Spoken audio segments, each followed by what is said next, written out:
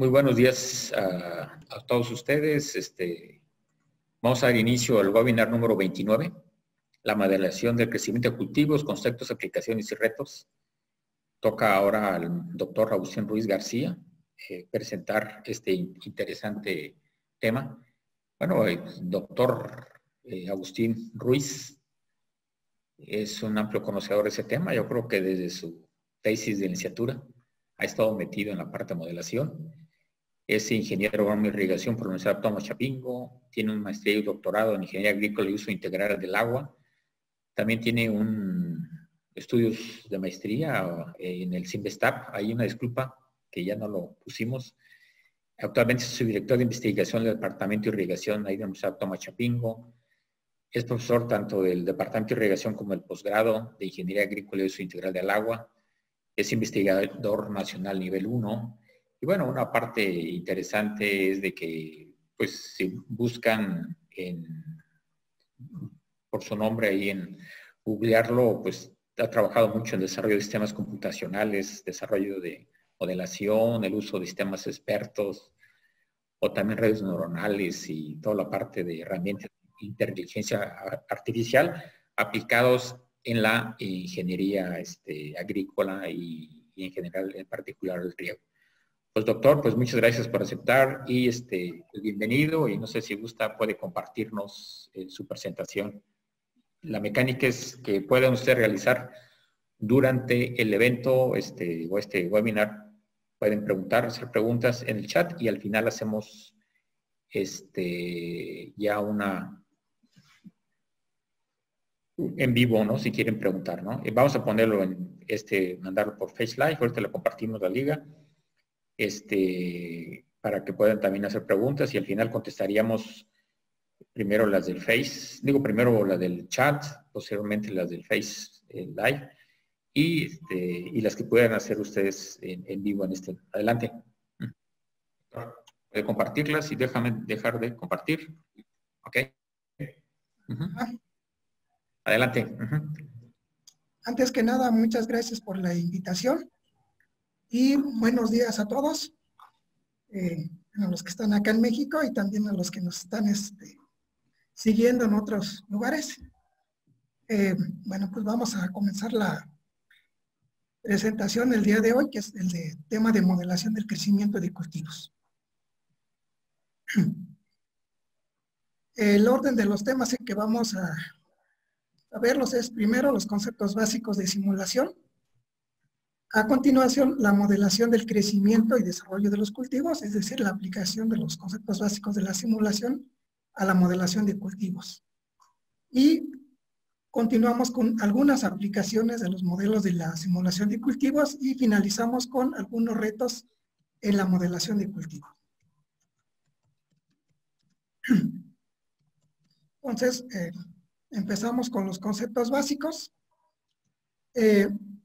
Empezamos con el primer concepto, que es sistema. Entonces vamos a considerar que un sistema es un conjunto de componentes los cuales están relacionados, es decir, que interactúan, ¿sí? Y que esta interacción es lo que le da el comportamiento al sistema como un todo. Y que además este sistema posee un límite. Ese límite lo definimos nosotros en función de nuestros objetivos en la investigación y que este sistema funciona como una unidad, como un todo. Los sistemas pueden ser artificiales o pueden ser naturales. Por ejemplo, una hoja, una planta o un invernadero. También una parcela puede ser un sistema. Si pensamos a escalas mayores, puede ser una región agrícola o el mismo mundo podría ser el sistema. Bien. Entonces, vamos a entender por un modelo como una representación simplificada del sistema. Y decimos que es simplificada porque solo vamos a incluir en el modelo los aspectos más relevantes o más importantes para los fines en que estamos desarrollando ese modelo. Los modelos se pueden clasificar de muchas maneras y en esta presentación la que nos interesa básicamente es un modelo matemático, ¿sí? Entonces vamos a entender por un modelo matemático como la representación que se hace usando una ecuación o un conjunto de ecuaciones matemáticas. Como ingenieros estamos acostumbrados también a usar otro tipo de modelos, que es un modelo pictórico, ¿no? Ese modelo pictórico es la que recibe más comúnmente el nombre de mapa. Entonces, casi en todos nuestros cursos hicimos mapas, o cuando llevamos un curso de topografía, por ejemplo, hacemos el plano de un terreno. Entonces, ese plano resultante es un modelo, ¿sí?, de un terreno, ¿sí? Entonces, nosotros vamos a estudiar más los modelos matemáticos. Y vamos a entender por modelación como el proceso de construir o desarrollar un modelo matemático, ¿sí? Entonces, lo que vamos a hacer es reunir las funciones o las partecitas que describen cada una de los componentes, ¿sí? Y al integrarlo, pues lo que vamos a obtener es un modelo que describe el comportamiento del sistema, ¿sí? Siempre hay que recordar que nuestro modelo es una simplificación y que no es exactamente el sistema real.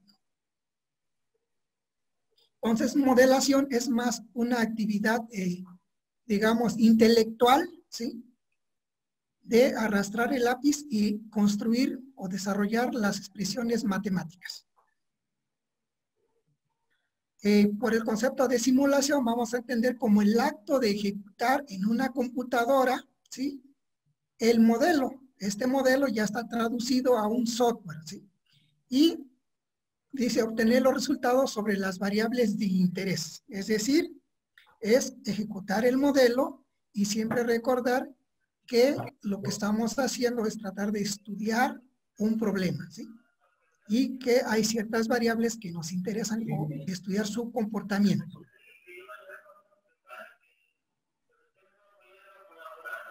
Bien, también vamos a entender por simulación como la aplicación del modelo al tema de interés, es decir, para resolver un problema. Uno de los aspectos que hay que considerar cuando se desarrolla un modelo es definir primero cuál va a ser el objetivo de desarrollo de ese modelo, para qué lo vamos a ocupar, qué problema queremos resolver, ¿sí? Si eso lo tenemos claro desde un inicio, nos va a ayudar en ahorrar mucho trabajo y muchas decepciones en el proceso del desarrollo. Bien, vamos a entender también por análisis de sistema, ¿sí?, el acto de tomar, dice, los resultados de la simulación y sintetizar las conclusiones que se pueden extraer de los resultados de la simulación. Por ejemplo, si lo que queremos es utilizar un modelo de simulación para determinar los efectos del cambio climático o medidas de adaptación, entonces esas medidas de adaptación los vamos a sintetizar, digamos, de los resultados de las simulaciones. Vamos a entender también por validación como una demostración, dice, de que el modelo dentro de un dominio de aplicación específico tiene una precisión predictiva aceptable. Es decir, un modelo puede ser válido para una situación específica, pero puede no ser válida para otro. Es decir, si yo estoy modelando el crecimiento y desarrollo de un maíz en Chapingo, puede ser que que ese modelo y con los valores de los coeficientes funcione muy bien para Chapingo, pero si yo lo trato de aplicar para otra variedad y una situación, digamos, en Sinaloa, puede ser que en esa nueva situación o esa aplicación, pues en específico de Sinaloa, no sea válido el modelo, ¿sí? Bien, para el desarrollo de los modelos se tiene una metodología, el cual empieza con definir las metas y los objetivos, ¿sí? Una vez de que tengo claro los objetivos y las metas, entonces el siguiente paso es el desarrollo conceptual del modelo.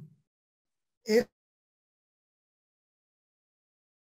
una descripción en palabras, ¿sí?, o con diagramas del modelo donde explico cómo están relacionadas, cuáles son las variables de entrada, cuáles son las variables de salida, cuáles son las tasas de cambio, el flujo de información, el flujo de energía, el flujo de masa.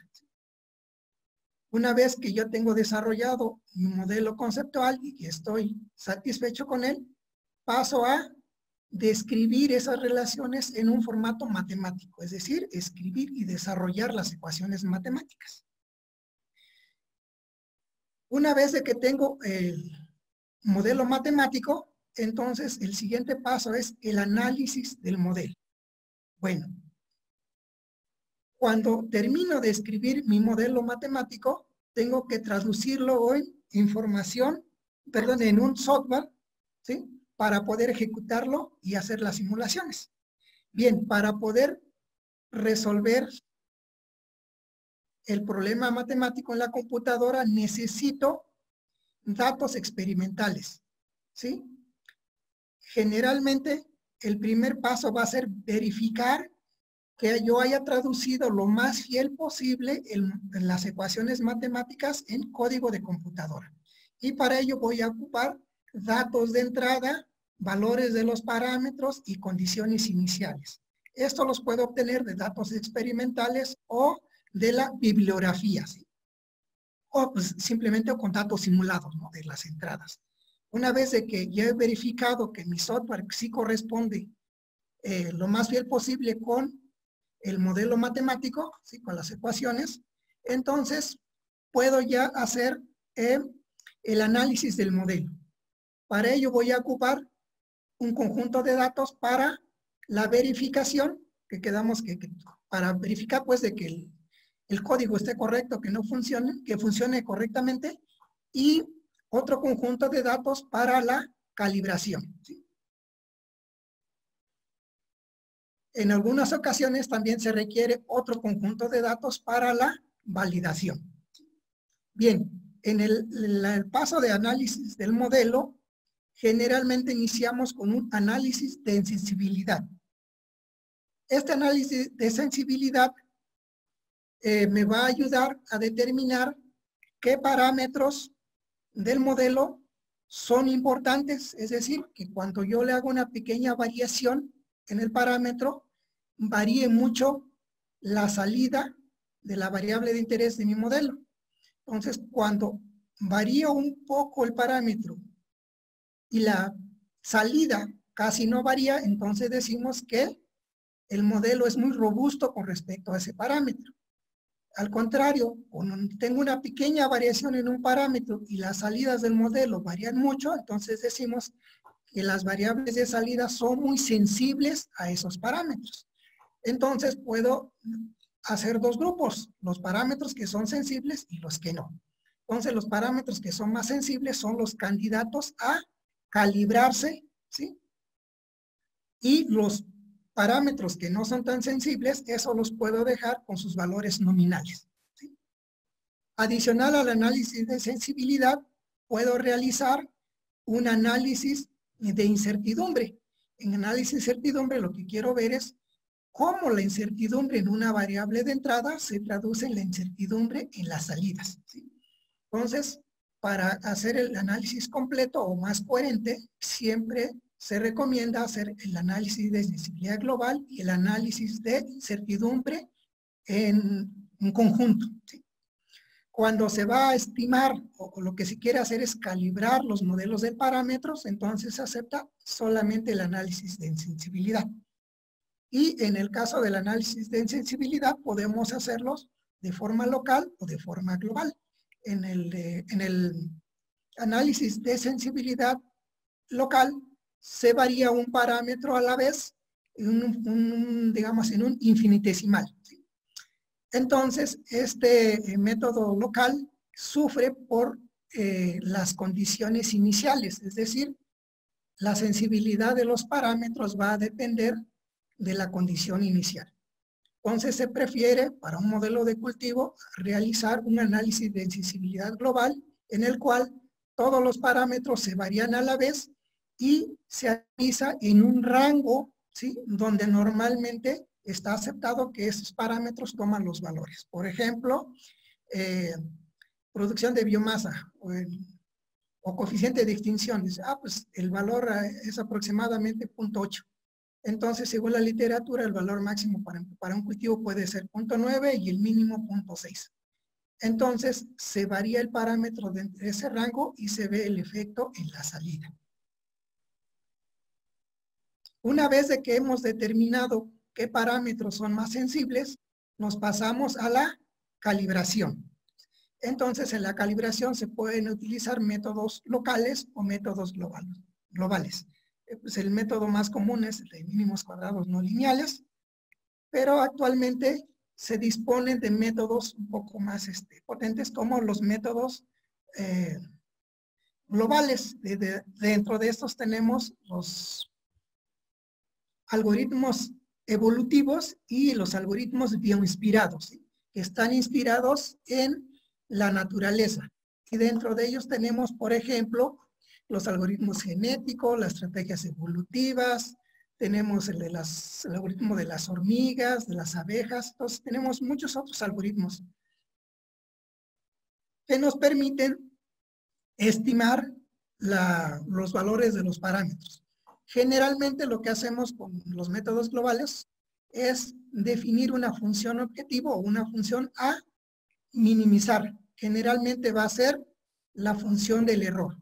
Entonces variamos los parámetros en un cierto rango hasta que la diferencia entre el valor simulado y el valor medido sea mínimo.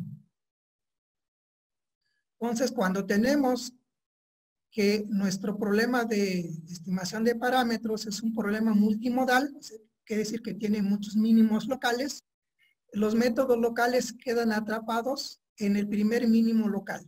Entonces, los métodos locales son sensibles a las condiciones iniciales, por lo tanto hay que realizar varias calibraciones utilizando diferentes condiciones iniciales.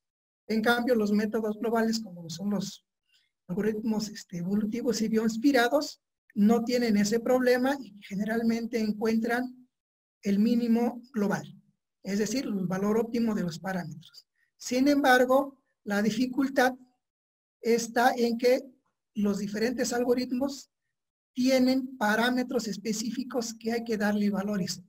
En la terminología de los algoritmos evolutivos dicen de sintonizar, ¿no? Por ejemplo, el tamaño de la población, probabilidades de cruzamiento, probabilidades de mutación, y entonces hay que probar diferentes valores, lo que le hace un poco tedioso. Pero actualmente ya existen bastantes toolbooks en cual nos permiten implementar la calibración de forma bastante rápida. Una vez de que tenemos calibrado nuestro modelo, el siguiente paso sería la validación, es decir, simular nuestro modelo con un conjunto de datos de entrada diferentes al que se utilizó para la calibración.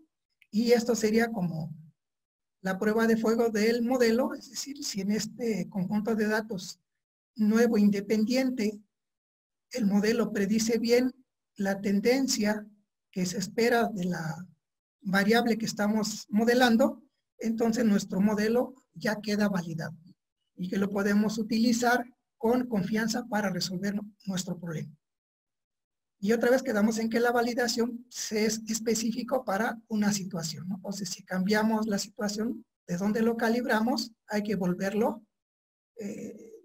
digamos, a calibrar, ¿no? Hay que usarlo con cuidado en otras condiciones. Si después de realizar todos estos pasos del análisis del modelo no estamos satisfechos con los resultados, entonces podemos regresarnos a los pasos anteriores. Podemos volver a definir los objetivos, las métodos, podemos volver a reescribir nuestro modelo conceptual y también nuestro modelo matemático. Entonces esto es como un ciclo. Una vez de que ya estamos satisfechos con nuestro modelo, entonces el siguiente paso es usar el modelo, ¿sí? Entonces podemos usarlos para investigación, ¿sí? Y generalmente es para el entendimiento de cómo funciona nuestro sistema. Podemos usarlo también como parte de un sistema de soporte de decisión, ¿sí? Por ejemplo, para el manejo del riego, para el manejo de la fertilización nitrogenada, para el manejo del, por ejemplo, del clima de un invernadero, de la fertilización de CO2, por ejemplo, dentro de un invernadero, o, por ejemplo, algunos estudios como de cambio climático en el cual necesitamos ver qué pasa si varía el clima, ¿no? Las variables de forzamiento. Entonces, ejecutamos muchas veces nuestras simulaciones y vemos qué es lo que pasa. Bueno, algo que es muy usado es el término de modelo dinámico, ¿sí? Entonces, los modelos se pueden clasificar como estáticos y como dinámicos. Los estáticos no incluyen el tiempo, y los modelos dinámicos sí lo incluyen, ¿no? Entonces, al incluir el tiempo, estos modelos dinámicos predicen cómo varían las cantidades de interés o que estamos modelando con el tiempo. Y un ejemplo del modelo en el tiempo es el que vemos a continuación, que es la M, es la materia seca de un organismo, puede ser una planta, puede ser un animal, va a ser igual a la biomasa inicial más un término, ¿sí?, que involucra la tasa, digo, la biomasa o materia seca final menos la inicial por 1 menos la exponencial de un coeficiente que es K, o parámetro, por el tiempo, ¿sí? Entonces, al incluir el tiempo, este es un modelo dinámico. Generalmente es preferible, porque nos brinda más información, escribir el modelo en un formato de ecuación diferencial. Entonces, la misma ecuación de arriba lo podemos escribir en un formato diferencial como el que está abajo, ¿no? En ese caso, K es un parámetro, la masa o biomasa final, MF, también sería un parámetro, M sería, o en este caso, la variable de estado, M subíndice 0 sería la condición inicial. En este caso, es un modelo muy simple y no requiere una variable de entrada. Para resolver esta ecuación, generalmente vamos a utilizar métodos numéricos. Uno de los métodos más utilizados para resolver este tipo de ecuaciones es el método de Runge-Kuttel. Pero, bueno, hay otros métodos dependiendo de qué tan complejo sea la ecuación diferencial. En algunas ocasiones también nuestro modelo dinámico lo vamos a escribir en un formato de ecuación en diferencias. En este caso, tenemos que la biomasa en el siguiente día va a ser igual a la biomasa del día actual más la tasa de crecimiento de biomasa para el día actual, ¿sí? Donde K representa el tiempo, ¿no? Que empieza desde 0, 1, 2 y donde 0 es el inicio, ¿no? Entonces, muchos modelos de crecimiento de cultivos se escriben en una ecuación en diferencias con un tamaño de paso de un día. Esta ecuación en diferencias que se muestra aquí es muy parecido a la ecuación de integración del método de Euler, ¿sí? Solo que aquí en el segundo término donde tiene delta M, generalmente va multiplicado por delta T, que es el tamaño de paso, ¿sí? En este caso, el modelo se escribe directamente en una ecuación en diferencias y específicamente se elige el tamaño de paso de un día. Por lo tanto, aquí ya no aparece el tamaño del paso, el delta T. Bueno, y de acuerdo a la forma en que se representan los procesos, podemos tener modelos empíricos o modelos mecanicistas, ¿no? Entonces, los modelos empíricos son los que estamos más, como que hemos estado más en contacto, que son los modelos que no requieren un conocimiento de la relación causa-efecto, sino simplemente es, digamos, relacionamos las variables, ¿no? Y creo que el método más conocido es la regresión lineal simple. Entonces, su objetivo va a ser describir la respuesta del sistema, ¿no? Y en este caso no hay ninguna restricción entre la relación causa-efecto.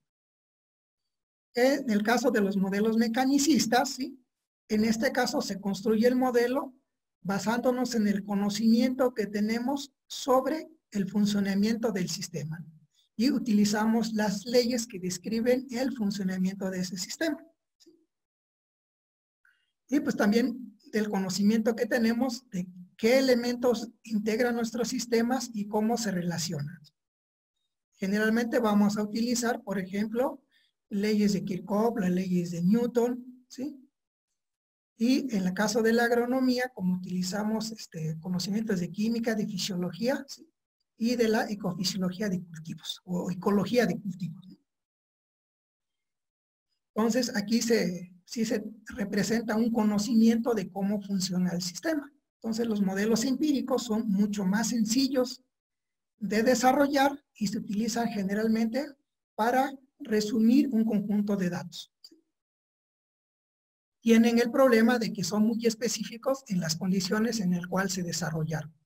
Los modelos mecanicistas, por el contrario, son más generales, también son más complejos y son un tanto más difíciles de desarrollar y que requiere mucha más información para poder realizar las simulaciones.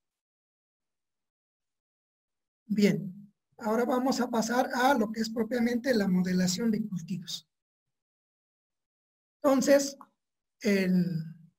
los cultivos están inmersos en el sistema suelo-planta-atmósfera y en el cual ocurren muchos fenómenos como es la lluvia, la escorrentía, la infiltración profunda, tenemos la radiación, el ambiente, ¿no? Entonces, vamos a simplificarlo con el siguiente esquema, donde tenemos el modelo de un sistema de cultivo, ¿sí? Donde tenemos en el centro las plantas y el suelo, ¿sí? Tenemos los factores de forzamiento o los que afectan nuestras plantas, que son el clima, básicamente temperatura, radiación, velocidad del viento, concentración de CO2, humedad relativa. Tenemos el ambiente biótico y tenemos las prácticas de manejo, como son fechas de siembra, densidad de plantación, profundidad de siembra, sí, y otros factores, fertilización, el riego. Y en la parte de abajo, donde tiene el ambiente de raíz, es que después de una cierta profundidad en el suelo, por ejemplo, podemos tener un manto freático, tenemos el cual, por ejemplo, puede ascender y aportar agua y, por ejemplo, sales a la zona de raíces, ¿sí?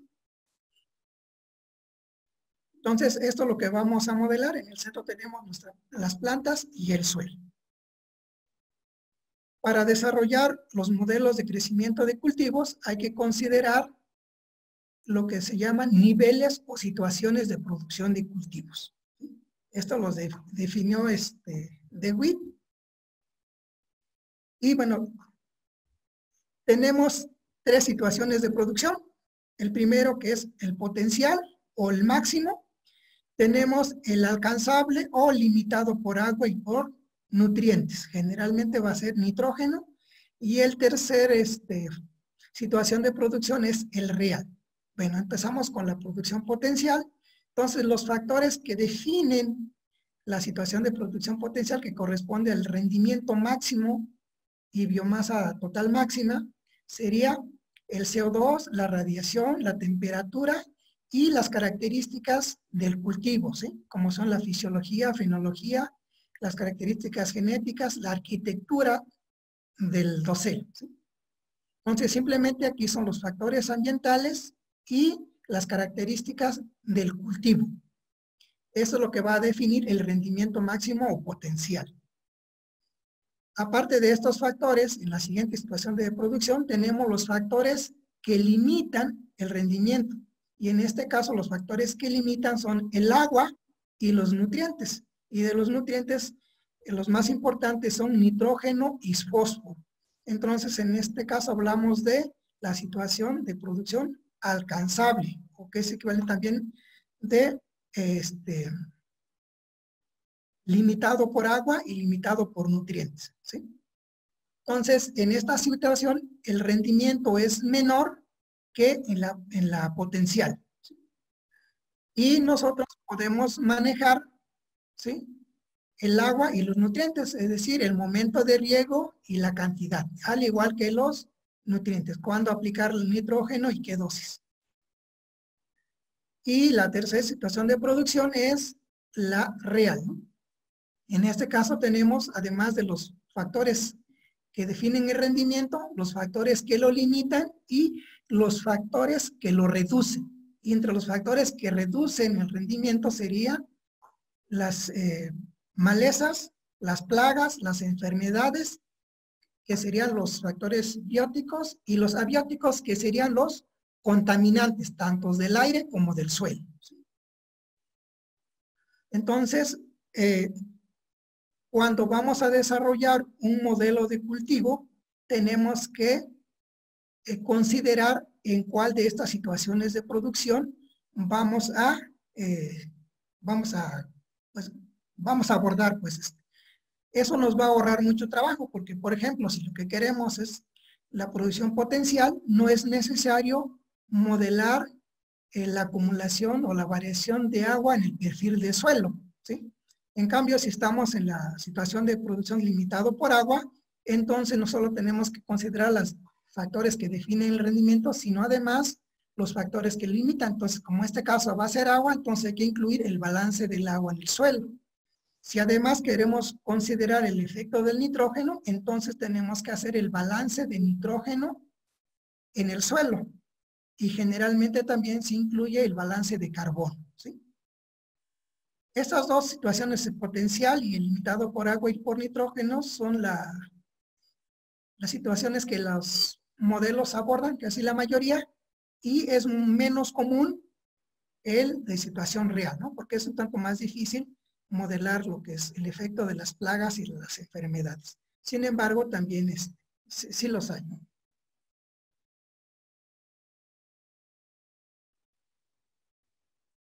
Bueno, los enfoques para modelar el crecimiento, desarrollo de los cultivos se pueden clasificar en tres.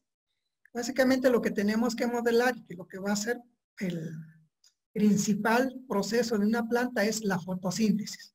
Sin embargo, la fotosíntesis es un tanto difícil de modelar y que requiere muchos parámetros, ¿sí?, para poder usar el modelo. Entonces, el primer forma de modelar es el forzamiento por carbono. En el caso de forzamiento por carbono, ¿sí?, lo que tenemos que hacer es modelar la asimilación de carbono por las hojas a través del proceso que es la fotosíntesis. Dentro de este enfoque tenemos el modelo de Farquhar von Kammerer, que es de 1982, que es el primer modelo completo, ¿sí?, de la fotosíntesis de las plantas. Y aquí hay que diferenciar los diferentes tipos, que son C3, C4 y CAM, ¿sí? Y cada uno de ellos tiene, pues, ciertas particularidades, entonces es necesario modelarlos por separado, ¿no? Este enfoque es un poco menos común, pero sí también se realiza. Tenemos el siguiente, que es el forzamiento por radiación. En este caso, lo que se hace, se determina la cantidad de radiación interceptada por el dosel del cultivo, el cual se multiplica por un coeficiente de conversión. Ese coeficiente de conversión es lo que se le llama la eficiencia de uso de radiación. Y con eso obtenemos la biomasa que se produce en ese intervalo de tiempo. Y el tercer enfoque es el forzamiento por agua. En este caso, la transpiración se multiplica por un coeficiente o parámetro, que en este caso se llama productividad del agua, ¿sí? El primer enfoque, que es por carbono, es el más complejo, pero es el más completo. El segundo, el forzamiento por radiación, es muy simple y es muy usado porque es muy sencillo determinar, bueno, relativamente más sencillo determinar la radiación interceptada. Y el tercero, que es el forzamiento por agua, es un tanto más difícil porque es un tanto incierto valor en los diferentes términos en el balance de agua en el suelo, por lo tanto lo hacen un tanto más tedioso de desarrollar. Sin embargo, el forzamiento por radiación sufre porque los valores varían mucho en función de las variedades, de las condiciones del manejo, condiciones ambientales, ¿sí? Y el coeficiente de productividad del agua, que es el tercer enfoque, es más robusto, varía menos, ¿sí? Bueno, a lo largo de los diferentes modelos y de los seminales, digamos, de los inicios, es los que se desarrollaron en la Universidad de Wageningen en Holanda, ¿no?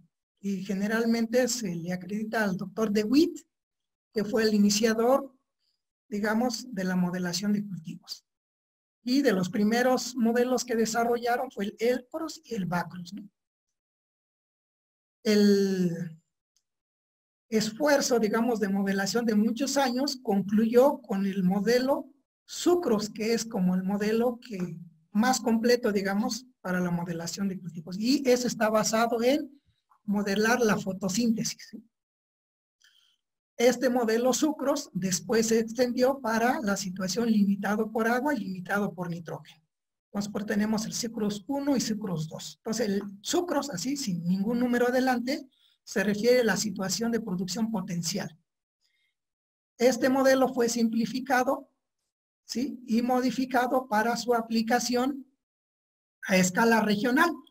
Y este nuevo modelo recibe el nombre de BOFOS, el cual es muy utilizado, ¿sí?, sobre todo para la estimación de rendimientos a escala regional. De este grupo de modelos, el último que se desarrolló, digamos, en cuanto a lo novedoso, pues, es el GECROS, ¿sí?, el cual incluye la interacción ambiente, ¿sí?, de genotipo ambiente, ¿sí? Entonces es el más completo, pero también requiere mucho más parámetros. Y del BOFOS también se desarrolló, perdón, del Sucros también se desarrolló el modelo ORIZA, que es específicamente para el arroz, el cual también es muy utilizado. Y en América tenemos que los primeros modelos, el GOSIM, el SOIGRO y el CREMS, se desarrollaron y digamos, el que más impactó fue el de CERES. Este CERES está basado en el concepto de radiación interceptada. El sistema DSSAT, que aparece aquí el 2.1, en realidad lo que hace es reunir diferentes modelos bajo una interfaz común y una gestión, digamos, de la información climática, del suelo, del riego y de la fertilización común, ¿sí? Entonces es un sistema en el cual nos permite trabajar con diferentes tipos de modelos. Este fue el primero que se hizo más popular, es muy sencillo, digamos, relativamente de usar, dado que tiene interfaz gráfica y no requiere ser un experto en la programación. Que recuerden que los primeros modelos de simulación se desarrollaron en código Fortran, ¿no? Entonces, habría que manejar bien el Fortran para correr esos modelos. Entonces, el DSSAT fue de los primeros que desarrollaron interfaz gráficas e integraron todos los modelos. Y con mucho es el modelo, bueno, el sistema más utilizado, ¿sí? Y tenemos que en Australia modificaron o adaptaron el modelo CERES, ¿sí?, para sus condiciones extremas y dio origen a un nuevo modelo que le llaman APSIM, ¿sí? Este APSIM es muy utilizado creo que son de los más utilizados juntos con el DSSAT. En Francia tenemos el desarrollo del modelo STIC. En este caso se buscó que fuera un solo modelo para todos los cultivos, ¿sí?, y no fuera como el DSSAT, en el cual son muchos modelos bajo una sola interfaz, ¿sí? Y así tenemos otros esfuerzos en diferentes países. Por ejemplo, tenemos aquí el que se desarrolló en Italia con el auspicio de la FAO del modelo Aquacrop, ¿no?, el cual está basado en el concepto de productividad del agua. Y tenemos también, por ejemplo, en Dinamarca otro modelo que se llama DAISY, que también es muy utilizado. Este modelo es más extenso, no solo es el cultivo, sino hace más, incluye otros ¿cómo se llama? Modela más procesos, digamos, ¿no?, procesos biogeoquímicos. El modelo DAISY es muy completo, sin embargo, no está pensado para un uso masivo, digamos, con una interfaz gráfica, sino más bien para un uso interno del grupo de investigación y por lo tanto toda la simulación se tiene que hacer con modificándole el código, ¿no? no hay ahí una interfaz gráfica como lo tiene el APSIM o el DSSAT. Hay otros modelos más recientes, por ejemplo, en India desarrollaron un modelo que se llama InfoCrop, el cual ha sido también muy utilizado y validado extensivamente. Hay otros modelos, sin embargo, estos serían como los principales. Bueno, entonces aquí tenemos lo que es la captura de la pantalla del DSSAT, es la última versión, el cual nos permite realizar muchos estudios. Por ejemplo, aquí hasta el final, en la esquina de la izquierda, vemos, por ejemplo, donde dice análisis estacional. Entonces, nos permite hacer estudios del efecto de cambio climático. Entonces, el DSSAT simula el crecimiento, el desarrollo y rendimiento de diferentes cultivos, ¿no? Se supone que en este caso es uniforme en una parcela, ¿sí? Donde tenemos un manejo, el cual fue, digamos, de un experimento, o podemos simular las entradas. Y también nos simula el cambio de agua en el suelo, el del carbono y el de nitrógeno. Entonces, como decía, es una colección de diferentes modelos o programas, ¿no? Cada programa es un modelo independiente y tiene una interfaz unificada, digamos, y las bases de datos donde se guarda la información del clima, del suelo, el manejo y de la información de los genotipos son archivos de texto, ¿sí? Texto plano, pues. Y dentro de del DSSAT, de los modelos que incluye, los más conocidos es el CERES y el CropGro, ¿sí? Actualmente le han desarrollado, incluido otros modelos, por ejemplo, el CANEGRO, ¿no? Que es un modelo para la caña de azúcar. Y bueno, aquí viene la página para que, si alguien está interesado en buscar más información. El otro modelo que les decía, el APSIM, que se desarrolló en Australia, es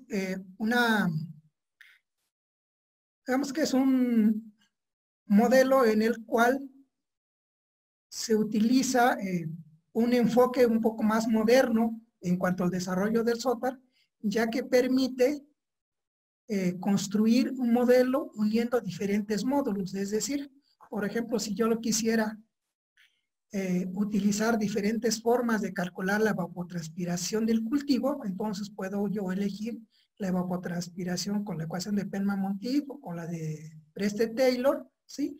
Y ver los resultados que obtengo al tener diferentes formas de calcular o de modelar un proceso. Entonces, este modelo es muy utilizado también para estudios de efecto de cambio climático. Está muy completo y muy bien documentado. Y en su página oficial pueden encontrar también diferentes tutoriales y manuales para aprender a usar.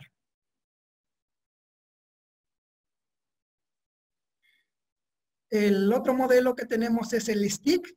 Como decía, este modelo está pensado para modelar un solo, digamos, es un solo modelo de cultivo el cual se aplica a los diferentes cultivos. Por eso es que es genérico y lo que se trata es que sea robusto. Entonces, como dice el tamaño, está escrito en formato de ecuación en diferencias, el tamaño de paso de un día, lo que hace es calcular la radiación interceptada.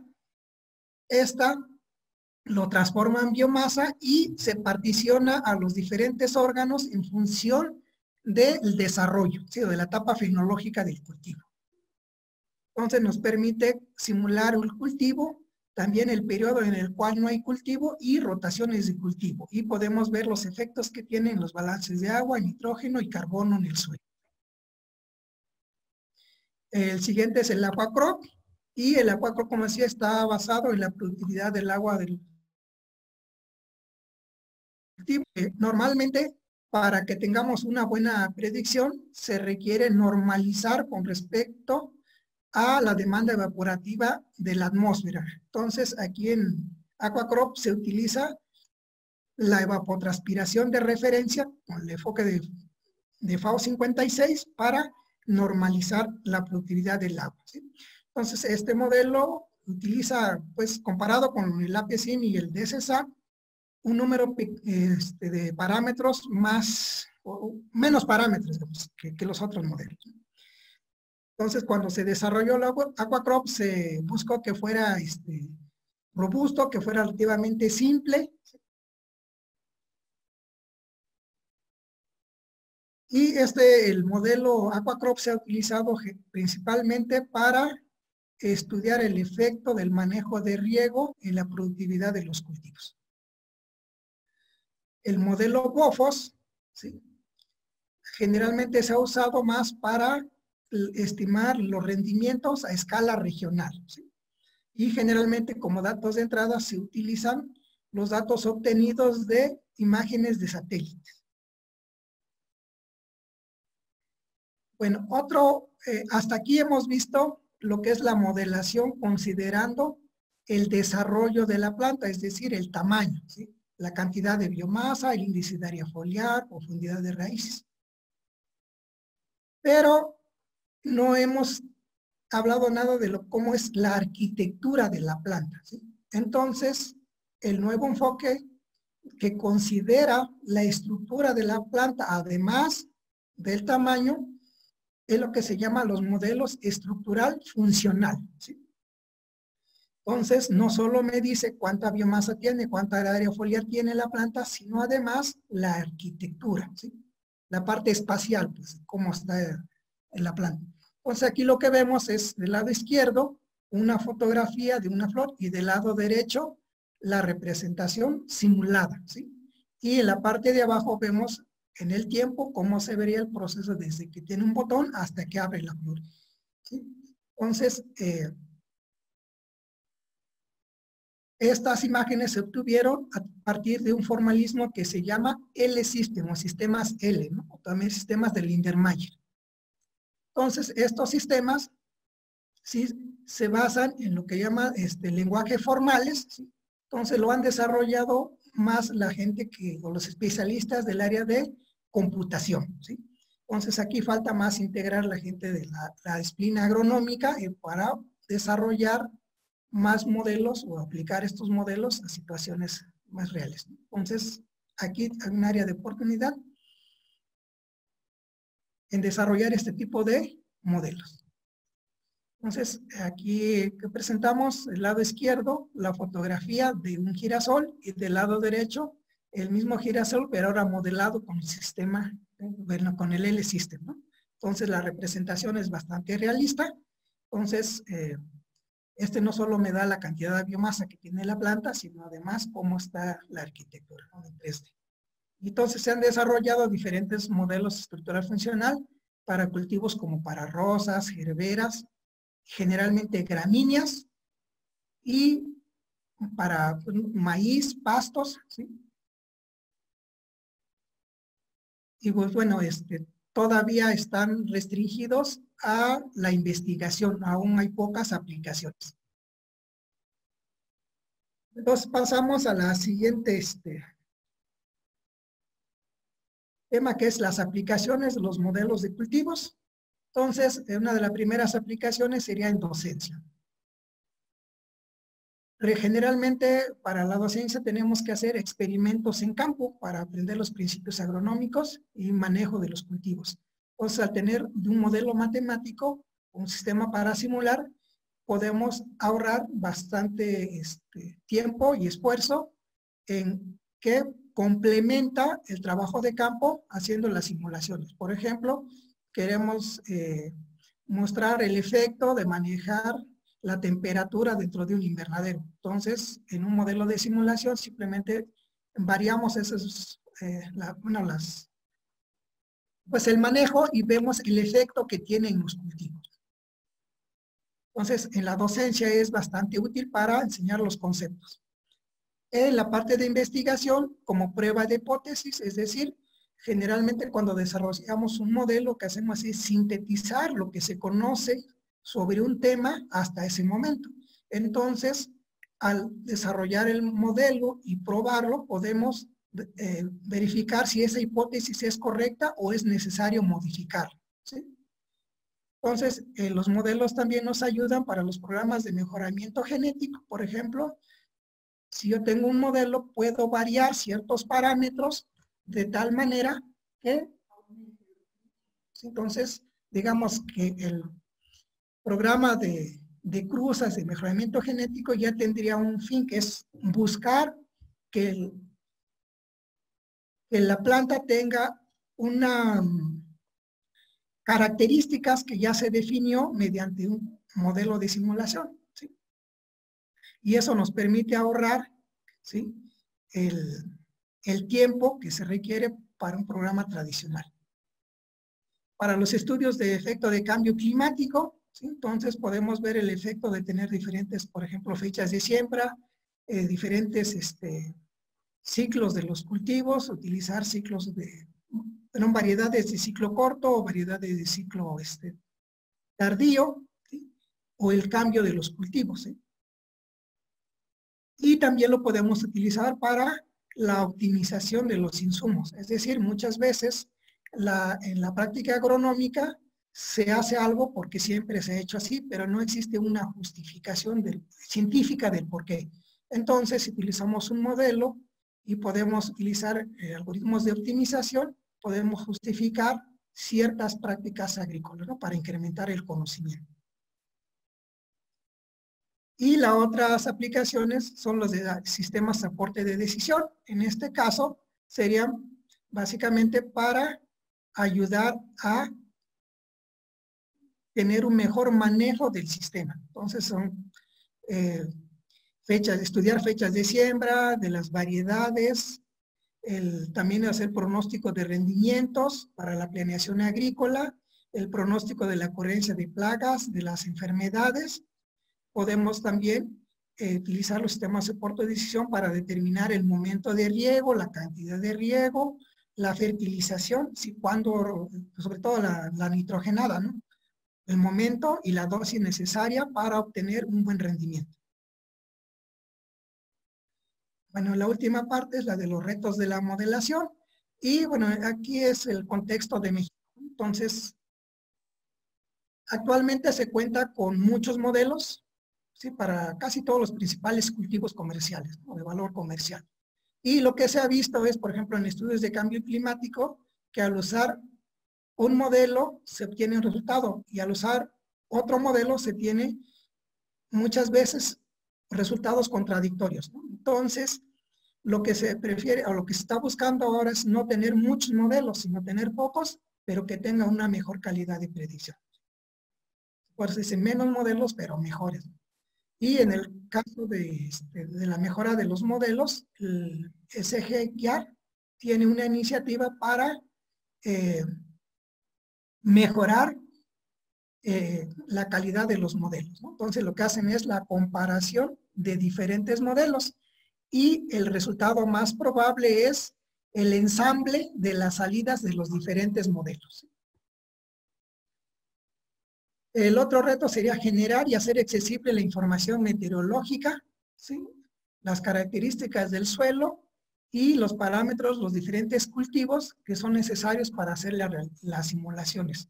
Dado que la información meteorológica es escasa y no está, digamos, muchas veces disponible para realizar las simulaciones, o una vez lo quiere hacer en una escala regional y requiere que esa información esté disponible, ¿sí?, pues de manera muy fina, ¿no? Y muchas veces no están disponibles. Igual las de suelo, y en el caso de los cultivos, por ejemplo, algo crítico para pronosticar la ocurrencia de las etapas fenológicas es tener bien caracterizado las unidades calor que se requieren para cada etapa.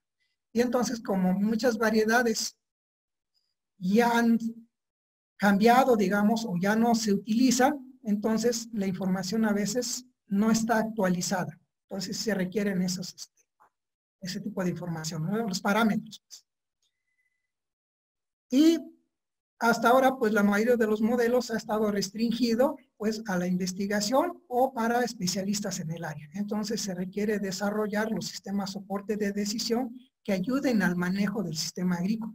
Por ejemplo, para riego, para fertilización, para control de plagas, pero de tal manera que sea sencillo su utilización y que no se requiere alguien que sea especialista en el área. La otra sería la incorporación de la simulación de los cultivos en los programas de estudio. en las carreras de ingeniería agronómica. Generalmente, estas materias o estos temas se estudian a nivel posgrado y solo algunas, muy pocas, incluyen un curso, digamos, básico de simulación de cultivos. Y la última que falta es la mayor colaboración entre diferentes especialistas de las diferentes áreas, porque requerimos especialistas en programación para el desarrollo de los modelos, especialistas en modelación, especialistas en los diferentes cultivos, por ejemplo, en maíz, en frijol, ¿sí? Y también especialistas en el manejo y análisis de los modelos, por ejemplo, los que realicen calibración, análisis de sensibilidad, análisis de incertidumbre, ¿sí? Y entonces se requiere un poco más colaboración de los especialistas. Y pues esta es toda la plática y pues muchas gracias por su atención y aquí presento mi correo para si tienen dudas o comentarios o preguntas, ¿no? Pues como ven, excelente plática del doctor Agustín, él es un amplio conocedor de los modelos. Pues doctor, pues gracias a todos ustedes, parece que no quiere, no hay ninguna pregunta, yo creo que ya cerramos Bueno, gracias por la invitación y gracias a todos los que por su tiempo. Bueno, pues cuídense, nos vemos el próximo jueves. Buen día, saludos a todos, ¿no? Gracias. Bye bye.